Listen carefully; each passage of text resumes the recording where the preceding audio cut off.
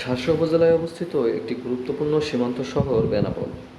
এটি ভারতের পেট্টাপোল সীমান্তের সঙ্গে যুক্ত এবং বাংলাদেশের প্রধান স্থলবন্দরের কেন্দ্রবিন্দু। যদিও শহরটি প্রায় 14.22 বর্গ কিলোমিটার ক্ষেত্র জুড়ে বিস্তৃত, তার অন্তর্গত সবুজ জমি, ধানক্ষেত ও গ্রামীণ আবহাওয়া শহরের প্রাকৃতিক চিত্রকে প্রতিফলিত করে।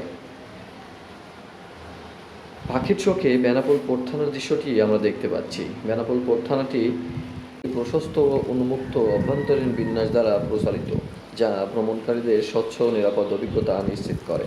বেনাপোল পোর্ট থানা ও শহরের হাওয়াপ্রাপ্ত আকাশচিত্রে প্রাকৃতিক সবুজায়ন ও আধুনিক অবকাঠামো একজোট হয়ে চোখে পড়ে।